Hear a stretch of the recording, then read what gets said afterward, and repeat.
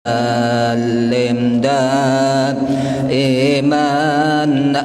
أبدا على حبيبك خير الخلق كلهم هو الحبيب الذي ترجى شفاعته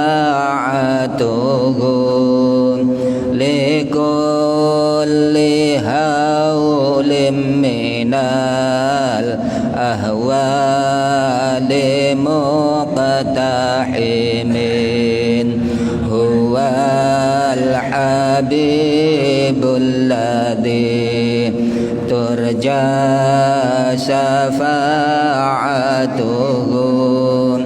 لكل هول من الأهوال مقتحم يا ربي بالمصطفى بلغ مقاصدنا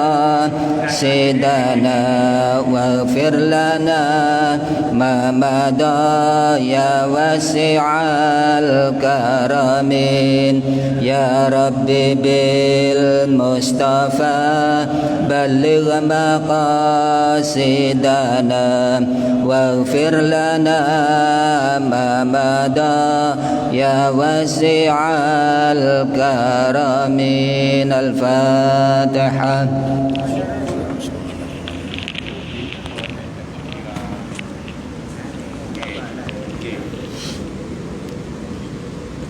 Assalamualaikum warahmatullahi wabarakatuh. Waalaikumsalam warahmatullahi wabarakatuh. Alhamdulillahi rabbil alamin. Wa bihi nasta'inu ala umurid dunya waddin. Wa nusalli wa nusallimu ala asrafil anbiya'i wal mursalin wa ala alihi wa sahbihi ajma'in, amma ba'du. Hadirin hadirat yang dimuliakan oleh Allah Subhanahu wa taala. Alhamdulillah pada sore hari ini kita bisa bermuajahah, kita bisa bersilaturahim dalam kajian Ramadan. Mudah-mudahan silaturahim kita diterima oleh Allah Subhanahu wa taala. Mudah-mudahan kajian kita diridhoi oleh Allah Subhanahu wa taala. Hadirin hadirat yang dimuliakan oleh Allah Subhanahu wa taala, kita sebagai umat Islam diwajibkan untuk melakukan puasa Ramadan dengan dua dasar. Yang pertama adalah firman Allah Subhanahu wa taala, ya ayyuhalladzina amanu kutiba alaikumusiyam kama kutiba alal ladzina min qablikum la'allakum tattaqun. Wahai orang-orang yang beriman, diwajibkan atas kalian berpuasa sebagaimana puasa diwajibkan terhadap orang-orang sebelum kalian. Harapannya la'allakum tattaqun, kalian menjadi orang-orang yang bertakwa.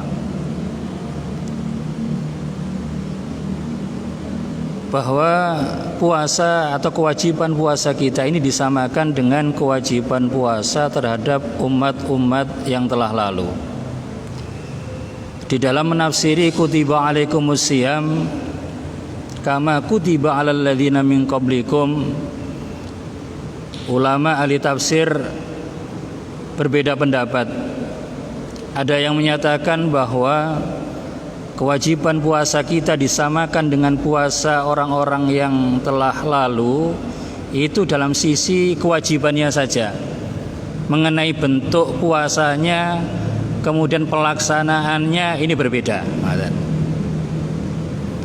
Artinya sejak dulu, sejak Nabi Adam sampai Nabi Muhammad SAW, semua umat tidak ada yang tidak mengalami diwajibkannya puasa.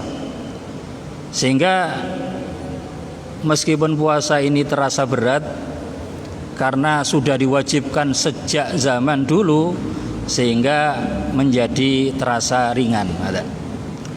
Pendapat yang kedua bahwa puasa kita ini disamakan dengan puasa umat-umat yang terdahulu dalam sisi jumlah dan waktunya sama. Jadi umat-umat yang telah terlalu itu juga diwajibkan melakukan puasa Ramadan. Jumlahnya juga 30 hari.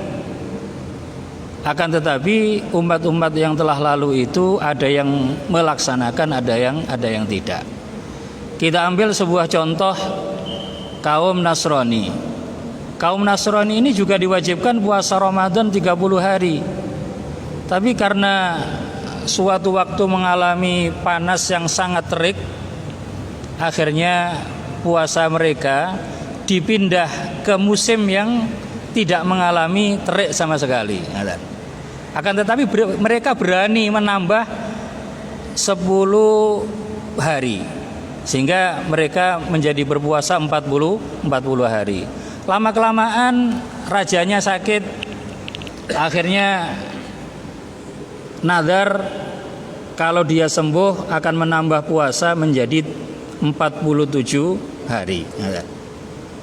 Kemudian lama-lama berubah lagi, ada seorang raja menambah lagi 3 hari sehingga lengkap sudah puasa kaum Nasrani itu berjumlah 50 hari. Beda lagi dengan kaum Yahudi. Kalau kaum Yahudi diwajibkan puasa Ramadan 30 hari, tapi mereka tidak melaksanakannya. Mengganti dengan puasa 1 hari saja yang diklaim bahwa 1 hari ini adalah saat Nabi Musa selamat dari kejaran Raja Fir'aun. Jadi intinya kewajiban puasa ini sejak dulu sudah ada. Kemudian tujuan utama daripada puasa ini adalah agar kita bertakwa. Dan itu sangat pas sekali dengan inti daripada takwa, inti daripada puasa. Karena puasa itu bisa mengendalikan hawa nafsu, bisa mengendalikan keinginan-keinginan untuk melakukan kemaksiatan. Jadi puasa itu bisa mengendalikan syahwatnya perut, bisa mengendalikan syahwatnya kelamin. Jadi manusia di dunia berusaha itu tidak terlepas dari dua hal ini, yakni untuk memenuhi keinginan perut dan untuk memenuhi keinginan kelamin. Sehingga mereka banyak melakukan kemaksiatan kepada Allah Subhanahu wa taala. Sehingga dengan adanya puasa, keinginan-keinginan itu bisa terkendalikan. Sehingga pengertian dari firman Allah Subhanahu wa taala la'allakum tattaqun itu adalah furidat alaikumus siyam litakunu bihi minal muttaqin. Jadi diwajibkan atas kalian berpuasa agar kalian menjadi orang-orang yang bertakwa di sisi Allah Subhanahu wa taala. Menurut Syekh Izzuddin bin Abdissalam, la'allakum tattaqun ini diartikan lain. Menurut beliau, la'allakum tattaqun itu pengertiannya agar kamu bisa menghindarkan diri dari api neraka. Jadi dengan berpuasa tujuannya agar kita bisa menghindarkan diri dari puasa. Karena pada hakikatnya puasa kita yang diterima oleh Allah Subhanahu wa taala itu bisa menghapus dosa-dosa yang menyebabkan kita bisa masuk neraka. Jadi puasa itu sendiri sudah bisa menghapus dosa-dosa kita di hadapan Allah Subhanahu wa taala. Karena itu suatu saat malaikat Jibril pernah berdoa dan diamini oleh Kanjeng Nabi Muhammad sallallahu alaihi wasallam. Apa doanya malaikat Jibril? Doanya malaikat Jibril adalah bu'dan liman adraka Ramadan walam yughfar lahu. Mudah-mudahan dijauhkan dari rahmat Allah seseorang yang mendapati Ramadan tapi dosa-dosanya tidak diampuni oleh Allah Subhanahu wa taala. Mengapa mereka tidak diampuni? Ada kalanya mereka tidak berpuasa.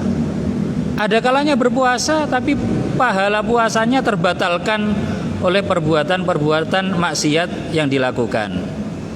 Karena dalam hadis ada dawuh Kanjeng Nabi, khamsun yufattirnas shaim. Ada 5 hal yang bisa membatalkan pahalanya orang yang berpuasa. Jadi ada 5 hal yang bisa membatalkan pahalanya orang yang berpuasa. Yang pertama adalah al-kadzib. Jadi berbohong.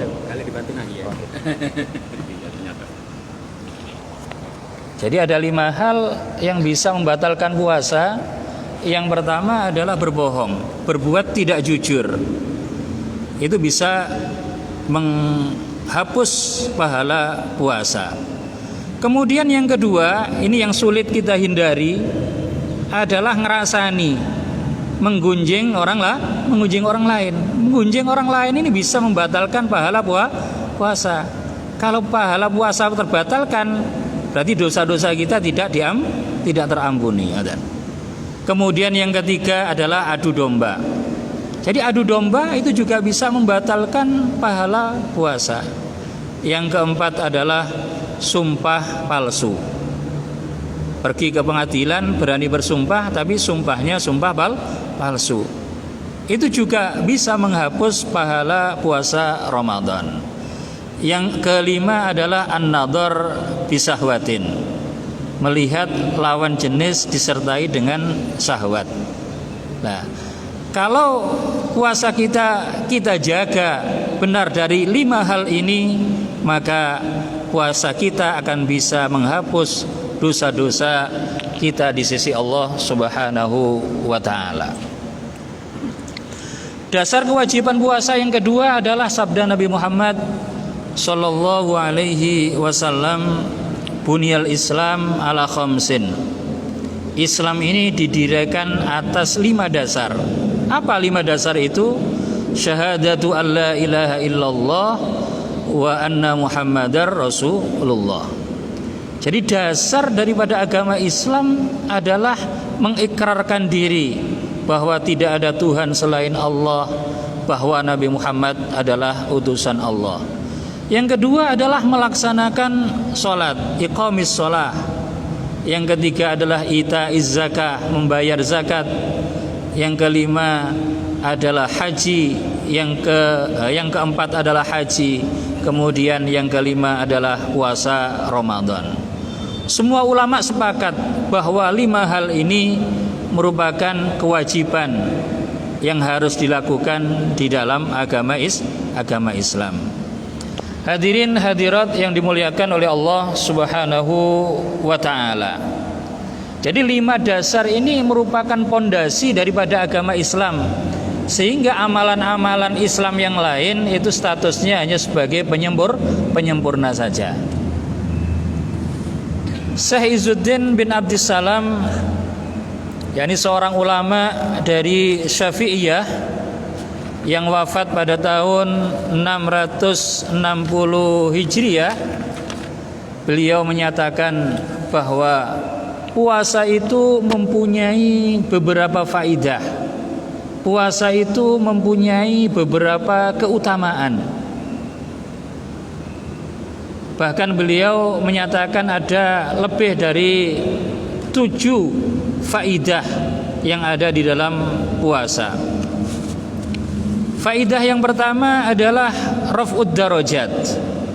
Faidah puasa ini bisa mengangkat derajat seseorang di sisi Allah Subhanahu wa taala.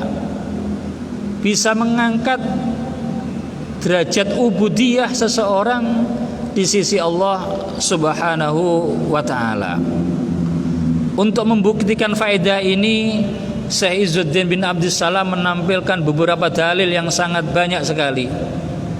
Di antaranya hadis yang berbunyi, idza jaa Ramadan futihat abwabul jannati wa ughliqat abwabun nar wa suffidatis sayatin.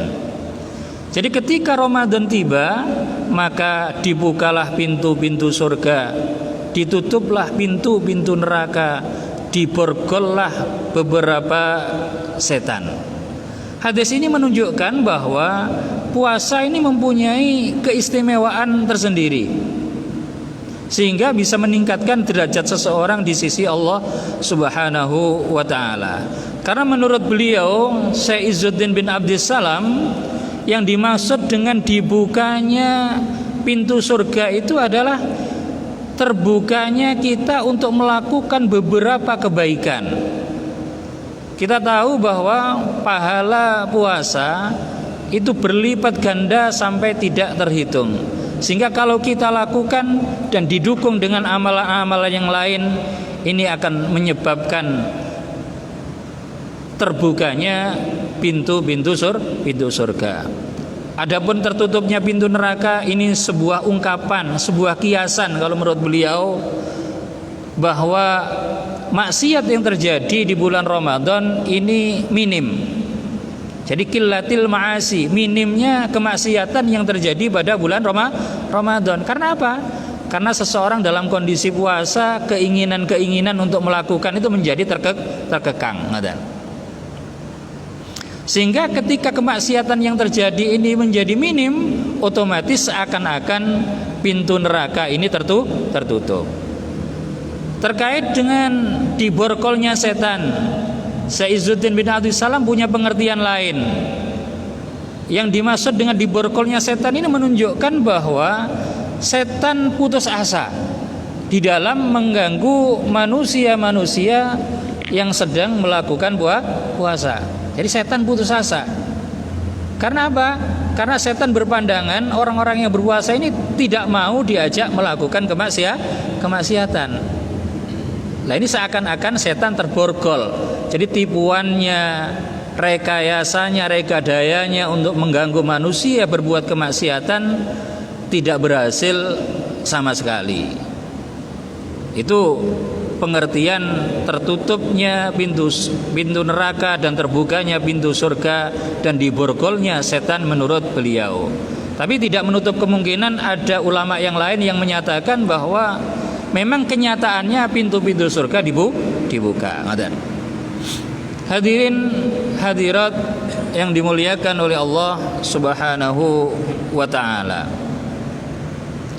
sebagai bukti bahwa puasa ini bisa meningkatkan derajat manusia di sisi Allah Subhanahu wa ta'ala adalah penyandaran pahala puasa, penyandaran puasa pada Allah Subhanahu wa ta'ala.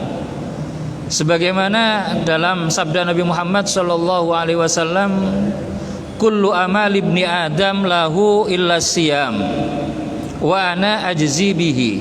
Semua amal manusia itu bisa dimiliki oleh manusia langsung, kecuali puasa.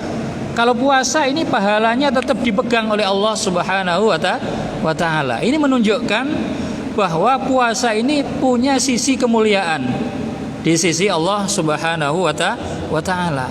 Mengapa puasa ini berbeda dengan ibadah-ibadah yang lain?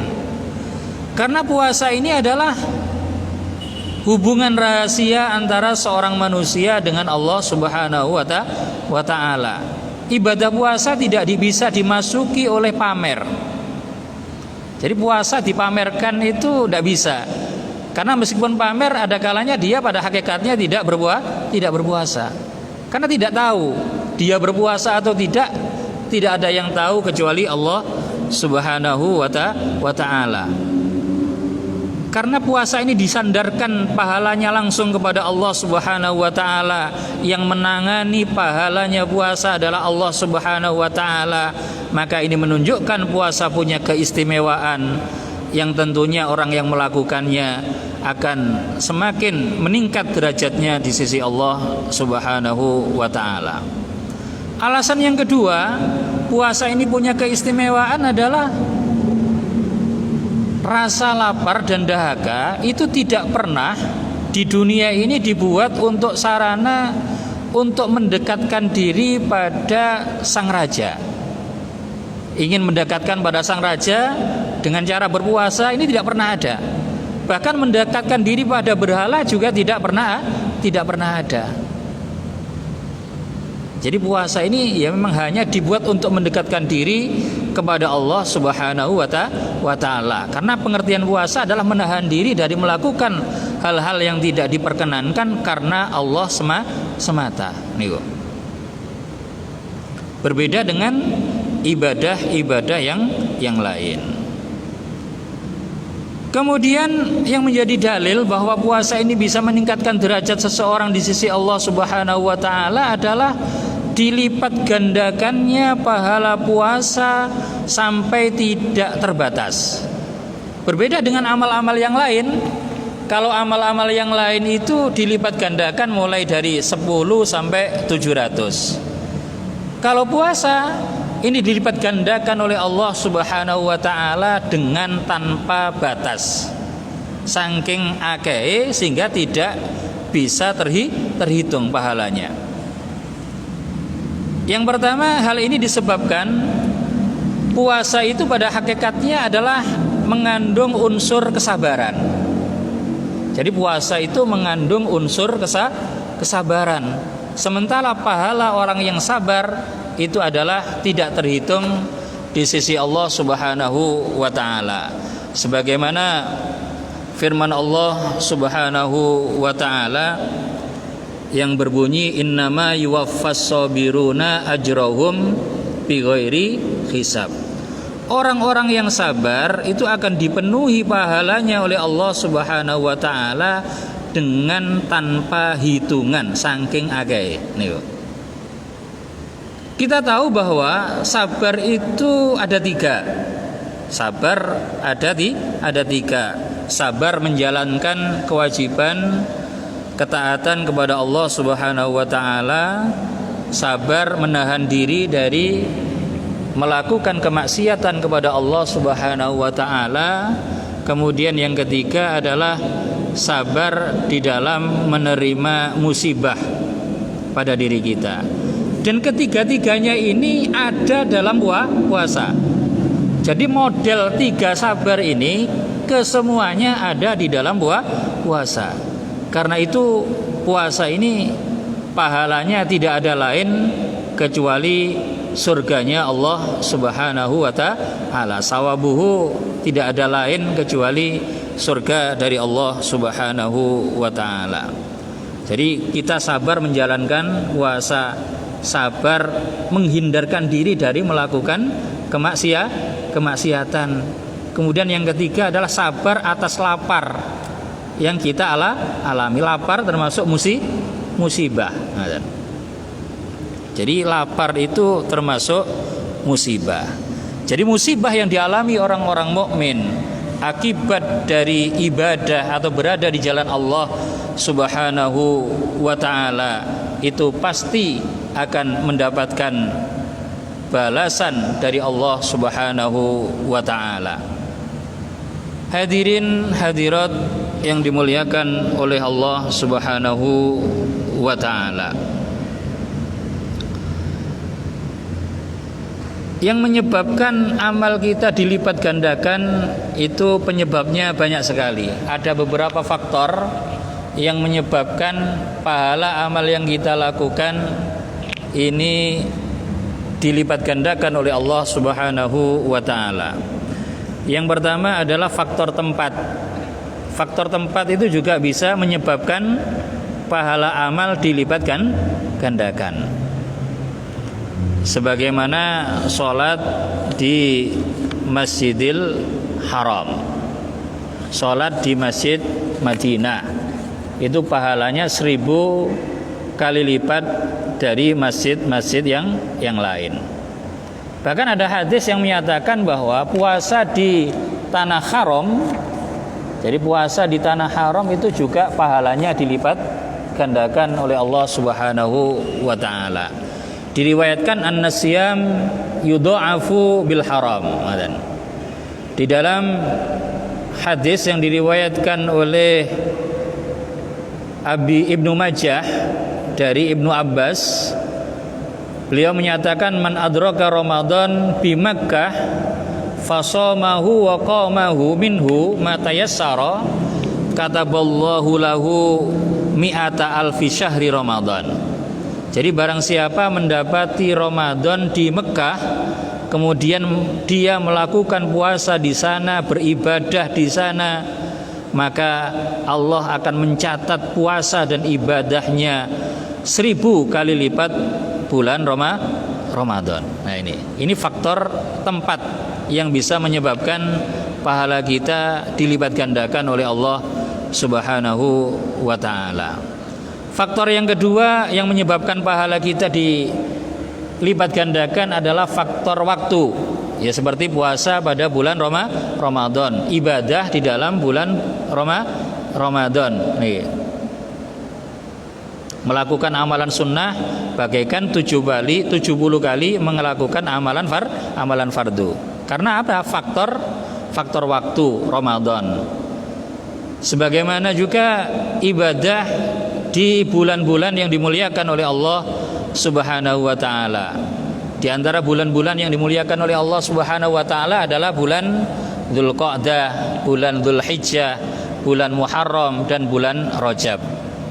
Di mana menurut Syekh Fakhruddin Ar-Razi, beramal di dalam bulan-bulan yang dimuliakan oleh Allah ini pahalanya dilipat gandakan oleh Allah Subhanahu wa ta'ala. Begitu juga kemaksiatan yang dilakukan pada bulan-bulan ini juga siksaannya dilipat gandakan oleh Allah Subhanahu wa ta'ala. Hadirin hadirat yang dimuliakan oleh Allah Subhanahu wa ta'ala, di antara hadis yang menyatakan bahwa puasa ini bisa meningkatkan derajat seseorang di sisi Allah adalah hadis yang berbunyi lis-shaimi farhatani. Orang yang puasa itu mempunyai 2 kegembiraan, yakni kegembiraan saat berbuka puasa, yang kedua adalah kegembiraan saat mendapatkan pahala puasa di akhirat nanti, saat bertemu dengan Allah Subhanahu wa ta'ala. Jadi saat berbuka puasa secara manusiawi kita akan merasa bahagia, tapi di dalam hal itu masih ada yang lain, yakni ketika kita bisa melakukan puasa secara sempurna, ini berarti kita mendapatkan pertolongan dari Allah Subhanahu wa ta'ala, yang mestinya hal itu juga membuat kita gembira. Jadi dalam berbuka itu ada 2 kegembiraan lagi. Yang pertama ya berbuka puasa itu sendiri, yang kedua adalah kita merasa mendapatkan pertolongan dari Allah Subhanahu wa ta'ala sehingga bisa menyempurnakan ibadah puasa. Jadi ada 2 kegembiraan, yang pertama hissi, yang kedua adalah maknawi. Dan semuanya itu adalah kenikmatan yang layak untuk kita bergembira. Allah Subhanahu wa ta'ala berfirman, kul bi fadlillahi wa bi rahmatih fabidzalika falyafrahu. Jadi patut kita merasa gembira atas fadl Allah Subhanahu wa ta'ala, kita bisa menyempurnakan puasa.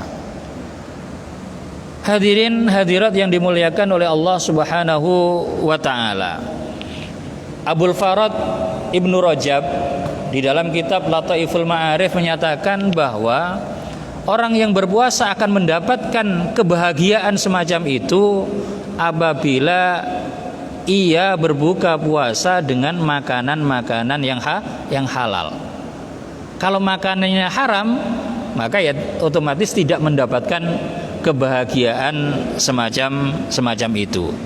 Beliau menyatakan sarta wuqu'i hadhil farhah bi ayyuftiras shaim ala halalin. Jadi syarat orang yang berpuasa mendapatkan kebahagiaan tadi apabila dia berbuka dengan makanan-makanan yang halal. Fa idza aftara shaim ala halalin wajabat lahu khina idzin hadhil farhah khissan wa ma'nan. Amma idza aftara ala haramin fa innaha la tahdusu lahu dzalik. Jadi kalau berbuka dengan makanan-makanan yang haram, otomatis kebahagiaan tersebut menjadi hilang. Kemudian yang berikutnya yang menjadikan puasa ini bisa meningkatkan derajat orang-orang yang berpuasa di sisi Allah Subhanahu wa taala adalah kandungan hadis yang diriwayatkan oleh Imam Bukhari. Beliau menyatakan likulli amalin kaffaratun was-saumu li wa ana alladzi ajzi bihi. Di dalam riwayat yang lain likulli amalin lahu kaffaratun illas saum. Artinya bagaimana? Puasa ini pahalanya tidak bisa diambil oleh orang lain. Dibuat barter atas kesalahan-kesalahan kita yang pernah kita lakukan pada dirinya, ini mboten saged. Berbeda dengan amal-amal yang lain. Kita tahu nanti di akhirat kita akan dihisab oleh Allah Subhanahu wa taala baik terkait dengan hakullah dan hakul adami. Terutama yang paling berat adalah terkait dengan hakul adami. Jadi kalau kita di dunia banyak melakukan kesalahan pada orang lain, banyak menyakiti orang lain, bisa-bisa amalan yang kita lakukan ini bisa diambil oleh mereka sebagai ganti daripada sampean menyakiti pada mereka. Tapi untuk pahala puasa tidak bisa diambil. Nah, ini hebatnya puasa. Jadi pahalanya sholat, zakat, sementara sampean pernah menyakiti orang lain dan dituntut di akhirat, maka kebaikan sampean berdasarkan sholat ini akan diberikan pada orang-orang yang pernah sampean dolimi. Tapi puasa ini mboten saged. Puasa ini pahalanya tetap disimpan oleh Allah Subhanahu wa taala yang akan diberikan pada orang yang berpuasa. Lalu kesalahan-kesalahan kita pada manusia yang lain, pada orang lain ini bagaimana? Ketika pahala kita sudah habis, nah ini ditanggung oleh Allah. Jadi kesalahan-kesalahan kita akibat menyakiti orang lain ditanggung oleh Allah Subhanahu wa taala. Jadi akhirnya ya tetap mlebu swarga. Nah ini tidak ada lain kecuali dalam puasa. Itu sirri daripada wa ana ajzi bi ini. Fa inna shaum li. Jadi pahalanya tetap dipegang oleh Allah. Tidak bisa diambil orang lain. Hadirin hadirat yang dimuliakan oleh Allah Subhanahu wa taala. Di antara dalil yang dijadikan acuan Syekh Izzuddin bin Abdussalam untuk menunjukkan bahwa puasa ini punya keistimewaan tersendiri, bisa membuat orang yang berpuasa naik derajatnya di sisi Allah Subhanahu wa taala adalah hadis wala khulufu famis shaim adyabu indallahi min rihil miski. Jadi pahala yang timbul dari bau mulutnya orang yang berpuasa ini lebih harum dibandingkan minyak misik. Karena puasa ini adalah rahasia seorang manusia dengan Allah Subhanahu wa taala. Sebagai balasannya nanti Allah Subhanahu wa taala akan menampakkan pahala orang-orang yang berpuasa pada orang lain di akhirat nanti. Bahkan sejak keluar dari kuburan itu sudah terbau wangi mulutnya, Jadi terkadang ditampakkan di dunia. Ada seorang ulama yang meninggal, kemudian ternyata kuburannya harum. Kemudian malamnya dimimpikan beliau menjawab bahwa harum itu karena dia berpuasa. Nah, ini menunjukkan juga bahwa puasa itu memang benar-benar istimewa di sisi Allah Subhanahu wa taala.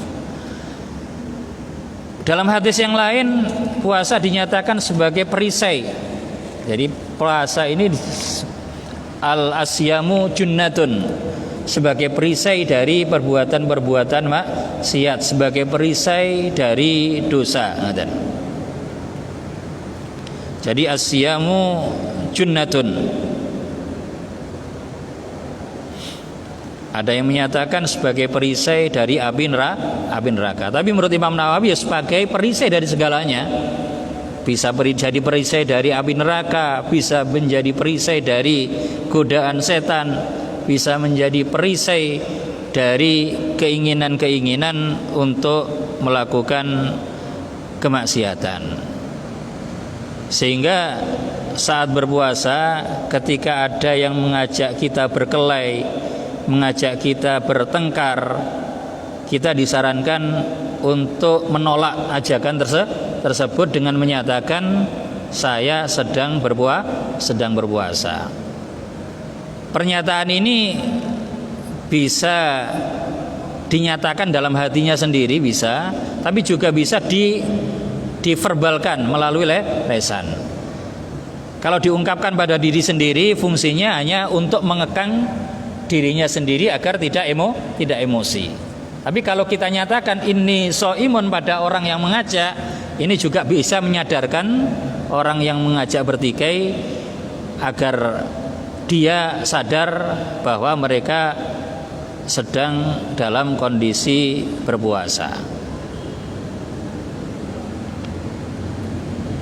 Hadirin hadirat yang dimuliakan oleh Allah Subhanahu wa taala. Ada lagi yang menunjukkan bahwa puasa ini punya keistimewaan, yakni hadis yang menyatakan lis-shaimi babun khasun yuqalu lahu ar-rayyan. Jadi orang yang berpuasa ini mendapat hadiah khusus, yakni pintu Rayyan yang ada di dalam surga. Jadi orang yang berpuasa ini akan memasuki pintu khusus yang namanya Rayyan. Dan ini menunjukkan bahwa puasa punya keistimewaan tersendiri. Jadi ketika selain orang-orang yang berpuasa tidak diperkenankan masuk melalui pintu tersebut. Ketika semua orang-orang yang berpuasa sudah masuk ke dalam pintu tersebut, maka pintu tersebut akan tertutup. Dan orang-orang yang masuk melalui pintu tersebut akan meminum sebuah minuman yang tidak akan membuat mereka dahaga selamanya. Jadi man dakhala minhu syariba wa man syariba lam yatma abada. Kemudian di antara keutamaan puasa lagi yang berikutnya adalah malaikat selalu mendoakan terhadap orang-orang yang berpuasa, terutama ketika ada orang puasa sementara di sisinya ada orang yang makan, tapi dia mampu menahan diri tidak ikut makan. Ini akan selalu didoakan oleh malaikat. Didoakan apa? Didoakan mendapatkan rahmat dari Allah Subhanahu wa taala, didoakan mendapatkan ampunan dari Allah Subhanahu wa taala. Bagaikan orang yang sholat menunggu pelaksanaan sholat, itu selalu didoakan oleh para malaikat. Hadirin hadirat yang dimuliakan oleh Allah Subhanahu wa taala. Itu adalah faedah yang pertama dari puasa. Adapun faedah yang kedua dari berpuasa adalah takfirul khati'at. Faedah puasa yang kedua adalah takfirul khati'at. Puasa ini bisa menghapus dosa-dosa yang kita lakukan, dengan catatan dosa itu bukan merupakan dosa besar. Kalau dosa besar ini butuh taubat secara khusus. Jadi selama dosa-dosa yang kita lakukan itu kecil dan kita tidak melakukan dosa besar, maka semua kesalahan kita dengan puasa ini akan diampuni oleh Allah Subhanahu wa taala. Nabi Muhammad sallallahu alaihi wasallam bersabda, "Ramadhanu ila Ramadan mukaffiratun lima bainahunna minadz-dzunub." Dengan syarat idza jtunibat al-kabair.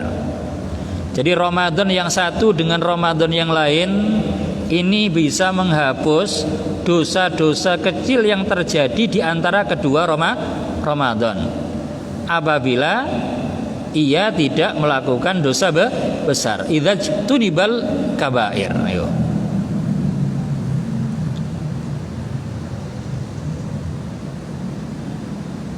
Sebagaimana sabda Nabi juga, man shoma ramadhana imanan wa ihtisaban ghufira lahu ma taqaddama min dzambi. Jadi dalil yang kedua bahwa puasa ini bisa menghapus dosa adalah sabda Nabi Muhammad, man shoma ramadhan imanan wa ihtisaban ghufira lahu ma taqaddama min dzambi. yakni orang yang puasa Ramadan secara total, secara keseluruhan dengan dasar iman, percaya bahwa itu adalah kewajiban dari Allah Subhanahu wa taala, dan dengan harapan mendapatkan pahala dari Allah Subhanahu wa taala, maka dosa-dosanya akan diampuni oleh Allah Subhanahu wa taala. Hadirin hadirat yang dimuliakan oleh Allah Subhanahu wa taala. Faedah puasa yang berikutnya, yang ketiga adalah kasrus syahwat. Puasa ini bisa mengendalikan keinginan nafsu, bisa menghancurkan syahwat. Jadi kasrus syahwat, bisa meremuk redamkan syahwat. Karena apa? Karena kenyang dan merasa segar alias tidak haus, kemudian banyak berkumpul dengan perempuan, ini akan mendorong seseorang untuk melakukan hal-hal yang negatif. Kenyang, kemudian segar, bugar, kemudian banyak bergaul dengan perempuan-perempuan yang cantik, ini bisa mendorong seseorang untuk melakukan kemaksiatan kepada Allah Subhanahu wa taala. Sementara lapar dan dahaga ini bisa mengendalikan hal itu. Sing biasa eling kemaksiatan menjadi ingat makan dan minum. Paling tidak niku. Sing diilingi asale maksiat, tapi karena lapar sing diilingi mangan dan minum. Minimal itu yang bisa dicapai. Karena itu sangat tepat sekali anjuran Kanjeng Nabi Muhammad SAW pada seorang pemuda yang menginginkan nikah tapi tidak punya biaya. Maka saran Kanjeng Nabi adalah disarankan untuk berpuasa. Karena apa? Karena puasa itu bisa memutus syahwat. Ya ma'syarus sabab, man istata'a minkumul ba'ah falyatazawwaj fa innahu aghaddu lil basar wa ahsan lil farj wa man lam yastati' fa alaihi bis-shawm fa innahu lahu wija. Jadi ada orang sing ngebet nikah tapi tidak punya biaya, disarankan untuk berpuasa karena berpuasa itu merupakan wija, bisa memutus syahwat seseorang. Itu dalilnya. Kemudian dalilnya lagi adalah puasa itu bisa mempersempit gerakan setan pada aliran darah. Jadi puasa bisa mempersempit gerakan setan di dalam aliran darah manusia. Di dalam hadis disebutkan inna syaitan yajri min ibni adam majrad dam. Jadi setan ini di dalam diri manusia mengalir sesuai dengan aliran darah. Karena itu persempit aliran darah itu dengan puasa. Sehingga setan tidak punya daya upaya mengganggu manusia untuk bisa melakukan kemaksiatan kepada Allah Subhanahu wa taala. Hadirin hadirat yang dimuliakan oleh Allah Subhanahu wa taala. Faedah yang keempat adalah taksirus shadaqat. Jadi puasa ini bisa memotivasi seseorang, bisa mendorong seseorang memperbanyak sedekah. Jadi puasa itu bisa mendorong, bisa memotivasi seseorang memperbanyak sedekah. Alasannya apa? Karena orang yang berpuasa ketika ia lapar, maka karena orang yang berpuasa ketika ia lapar tentunya akan mengingat kelaparan yang dialami, dan hal itu bisa memotivasi seseorang untuk memberi makan terhadap orang-orang yang kelaparan. Nah, ini jadi krono ngrasa lapar sehingga bisa merasakan kelaparan orang lain. Nah, dengan merasakan kelaparan orang lain, ini akan mendorong seseorang untuk bersedekah. Niku logikanya ngoten niku. Wa innama yarhamul usyak man asiko. Kita akan mempunyai empati pada orang-orang yang rindu karena kita juga pernah merasakan rindu. Innama yarhamul usyak man asiko. Sehingga ada riwayat yang menyatakan bahwa Nabi Sulaiman, Nabi Yusuf alaihi wassalam itu tidak mau makan terlebih dahulu sebelum orang-orang yang terkait dengan beliau makan terlebih dahulu, khodamnya, pelayannya, keluarganya. Jadi beliau tidak mau makan terlebih dahulu sebelum orang-orang yang terkait dengan dirinya semuanya makan terlebih dahulu. Akhirnya ada seseorang yang bertanya, mengapa beliau melakukan hal itu? Beliau menyatakan, akhafu in asba'u fa'ansal ja'i. Kalau aku kenyang, saya khawatir melupakan orang-orang yang lapar.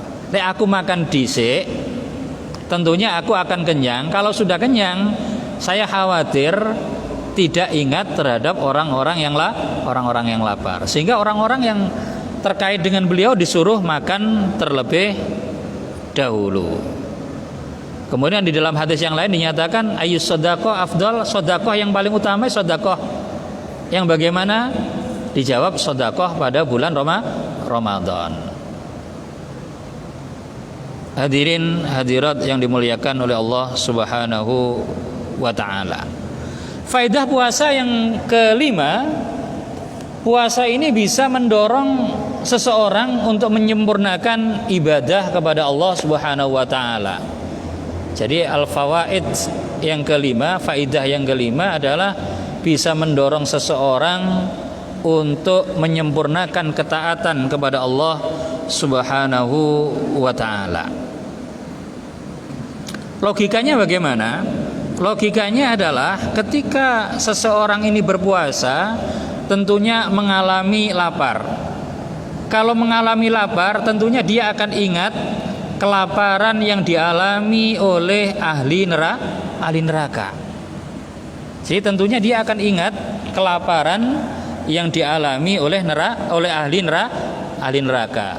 Sebagaimana disebutkan di dalam surat Al-Ghasyiyah niku, hal ataka hadisul ghasyiyah wujuhu yauma idzin khashi'ah hamilatun nasibah tasla naron hamiyah tusqa min ainin aniyah laisa lahum ta'amun illa min dari'in la yusminu wa la yughni min ju'. Jadi orang-orang yang ada di neraka nanti tidak ada makanan kecuali pepohonan yang berduri. Tidak ada makanan kecuali pepohonan yang berduri. Di mana pepohonan semacam itu tidak bisa membuat ahli neraka menjadi kenyang. Di sana dinyatakan la yusminu wa la yughni min ju'. Tidak bisa menggemukkan, tidak bisa mencukupi dari kelaparan mereka. Nah, dengan adanya puasa kita akan mengingat hal itu, mengingat kelaparan yang dialami oleh mereka, sehingga timbul dorongan pada diri kita untuk memperbanyak amal ibadah kepada Allah Subhanahu wa ta'ala dengan harapan kita selamat dari api neraka. Kemudian yang keenam, faedah puasa adalah syukru alimil khafiyat. Puasa ini bisa menyebabkan kita banyak bersyukur kepada Allah Subhanahu wa ta'ala. Syukru alimil khafiyat, zat yang maha mengetahui hal-hal yang samar. Karena apa? Karena orang puasa itu dengan puasa akan mengetahui betapa nikmatnya orang yang tidak berpuasa. Akan mengetahui nikmatnya Allah. Nah, dengan mengetahui nikmatnya Allah Subhanahu wa taala, tentu akan mendorong dirinya untuk bersyukur kepada Allah Subhanahu wa taala. Karena umumnya kenikmatan ini baru kita rasakan setelah kenikmatan itu hilang. Sehat ini kita rasakan, kita akui sebagai kenikmatan kalau kita sedang sakit. Jadi lek loro baru sadar bahwa sehat itu kenikmatan yang patut disyukuri. Yang mana kenikmatan itu mestinya digunakan untuk kebaikan. Sehingga dengan mengingat hal itu akan mendorong seseorang untuk bersyukur kepada Allah Subhanahu wa taala. Hadirin hadirat yang dimuliakan oleh Allah Subhanahu wa taala. Yang terakhir, yang ketujuh, faidah daripada berpuasa adalah mengekang lintasan-lintasan hati untuk melakukan kemaksiatan kepada Allah Subhanahu wa taala. Jadi dengan adanya puasa, lintasan-lintasan untuk melakukan kemaksiatan ini menjadi hilang. Karena jiwa manusia ini ketika lapar, jadi jiwa manusia ini ketika kenyang, jadi jiwa manusia ketika kenyang ini akan menginginkan melakukan kemaksiatan, menginginkan untuk melakukan hal-hal yang tidak sesuai dengan syariat. Nah, ketika lapar, ketika haus, maka keinginannya berubah dari keinginan melakukan kemaksiatan menjadi keinginan untuk makan dan minum. Lah, keinginan makan dan minum dan tersibukkannya hati untuk makan dan minum itu lebih baik daripada keinginan-keinginan untuk melakukan kemaksiatan. Jadi berpindahnya keinginan dari maksiat menjadi ingin minum dan makan saja itu lebih baik. Karena itulah sebagian ulama membandingkan antara ibadah yang satu dengan yang lain, dan beliau menyatakan sing paling top niku poso. Jadi qaddama ba'dus salaf as-shaum ala sairil ibadat. Kemudian beliau ditanya, mengapa kok sampean punya pendapat semacam itu? Ya, saya punya pendapat semacam itu karena saya dilihat oleh Allah Subhanahu wa taala, sementara nafsuku ini mengajak untuk makan dan minum, itu lebih aku senangi daripada aku dilihat oleh Allah Subhanahu wa taala, sementara hatiku menginginkan melakukan kemaksiatan kepada Allah Subhanahu wa taala. Jadi menjadi terminimalisir nafsunya dengan adanya puasa.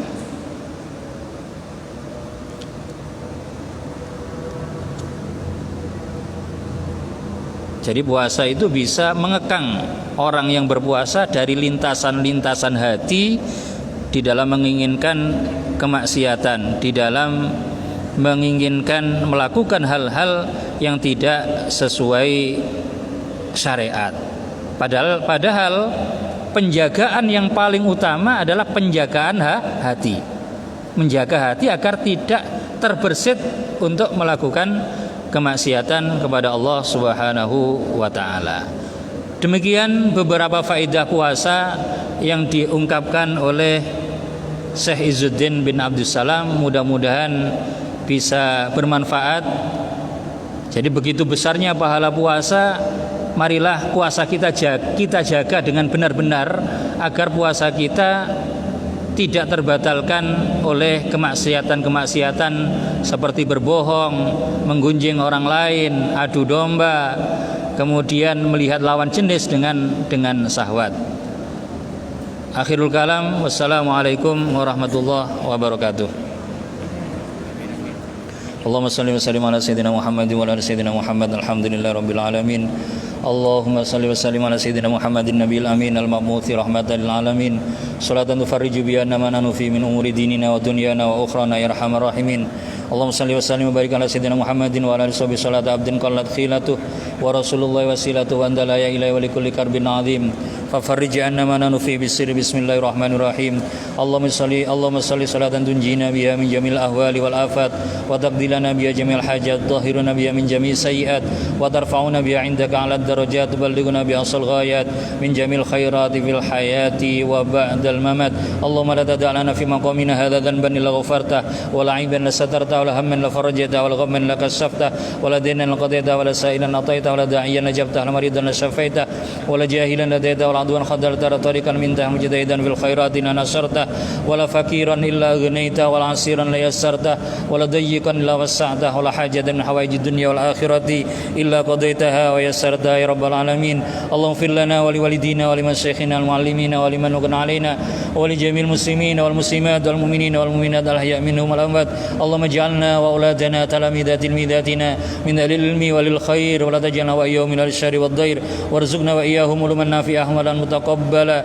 ورزقا واسعا حلالا طيبا كثيرا وقلبا خاشعا ولسانا ذاكرا ودعاء مجابا يسر امورنا واشرح صدورنا نور قلوبنا دم الصالحات اعمالنا اللهم توفنا مسلمين واحينا مسلمين والحقنا بالصالحين غير خزايا ولا مفتونين ربنا اتنا في الدنيا حسنه وفي الاخره حسنه وقنا عذاب النار وصلى الله على سيدنا محمد وعلى اله وصحبه اجمعين الحمد لله رب العالمين الفاتحه